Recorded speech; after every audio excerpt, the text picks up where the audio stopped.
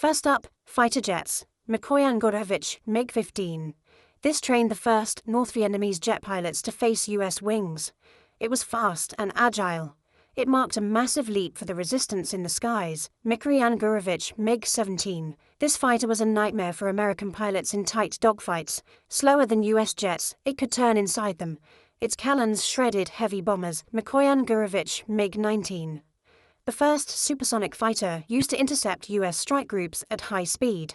It was hard to fly, but deadly against the American air campaign. Mikoyan-Gurevich MiG-21. A sleek machine that became the premier interceptor against the US. It specialized in hit-and-run missile attacks. It was the top threat to air power. Northrop F-5 Freedom Fighter. These were seized from the south after the fall of Saigon. They were light and easy to fly. They became a trophy of the final victory over the US. Let's move on to attack aircraft and bombers. Ilyushin Il-28. This jet bomber gave the North a way to strike back at US naval forces. Used for coastal patrols, it was a heavy threat to the American fleet. Antonov An-2. This biplane was stealthy and quiet. It flew low to evade US radar systems.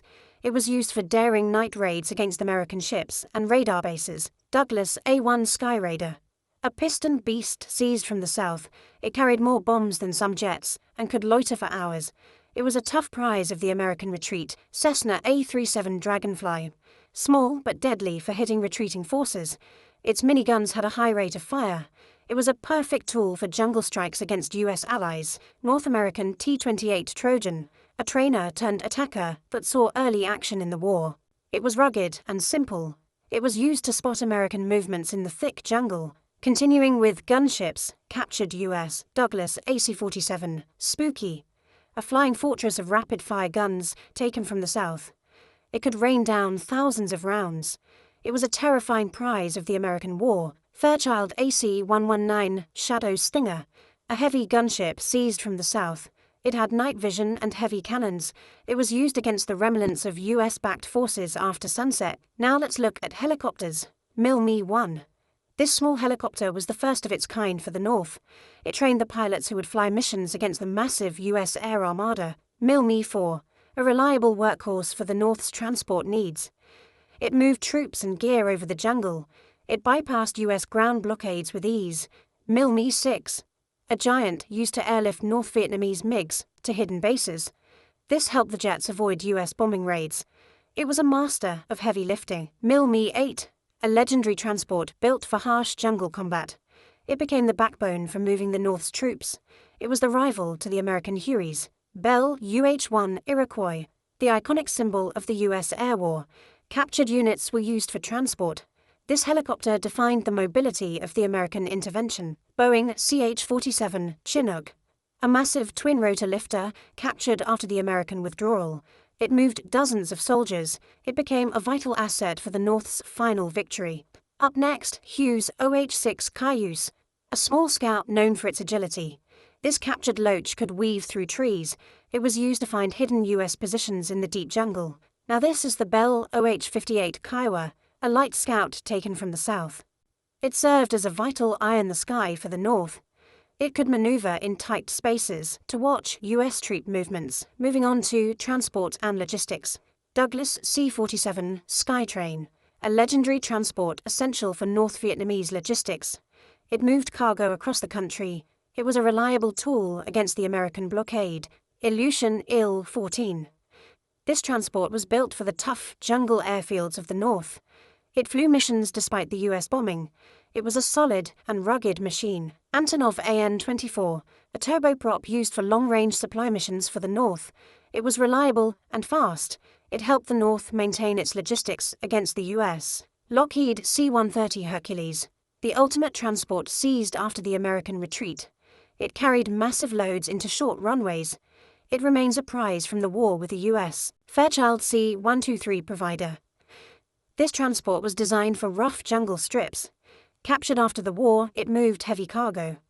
It was a sturdy airframe used against its creators. Fairchild C-119 Flying Boxcar. This twin-tail plane was seized from southern airfields. It was used to drop supplies to North Vietnamese troops. Its cargo hold was highly efficient. Douglas C-54 Skymaster. a large 4-engine lifter taken from the south.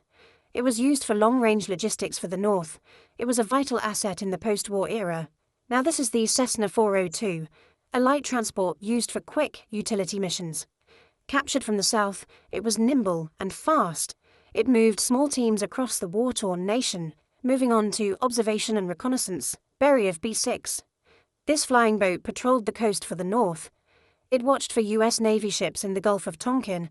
It could stay on the water for days. Cessna 01 Bird Dog, a slow scout used to spot U.S. positions for the North's artillery. It circled over the jungle. It was a captured tool for finding hidden enemies. Cessna 02 Skymaster. This unique twin-engine scout was seized from the south. It was very reliable for spotting U.S. units. It became a reconnaissance asset for the North. Cessna U-17 Skywagon, a rugged plane that landed on rough dirt strips.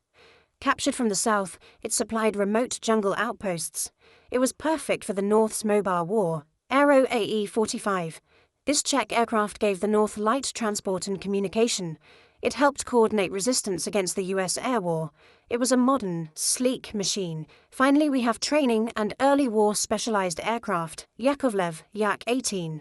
This primary trainer built the foundation of the North's Air Force. It taught the pilots who would later fight the U.S. It was very stable and easy. Nanchang CJ-6, a sturdy Chinese trainer used to prepare the North for the air war. It was reliable and tough. Many pilots began their fight against the U.S. here. Yakovlev Yak-11, a powerful trainer that felt like a real fighter. It prepared North Vietnamese pilots for jets. It was the final step before facing American Phantoms. Aero L-29 Delphine, the first jet experience for the North's pilots. It was forgiving and reliable. This trainer paved the way for the jet battles against the U.S. Air Force.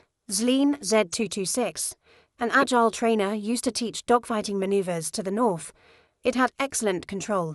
It was vital for learning how to outturn American fighter jets. Then, Cessna 172. Captured units were used for basic training by the North. They were simple and reliable. They were a common sight in the aftermath of the American War. De Havilland Tiger Moth, an old biplane used in the earliest days of the North's Air Force. It was the humble beginning of the resistance against the coming U.S. intervention. Then, Fiesler Fi-156 Stork. This plane took off from tiny jungle clearings. It was used by the North for early scouting. It could hide from U.S. eyes in the thickest canopy. Tachikawa Ki-54, a Japanese relic used for early transport by the North. It served as a bridge for the fleet. It was used before the arrival of Soviet and U.S. jets.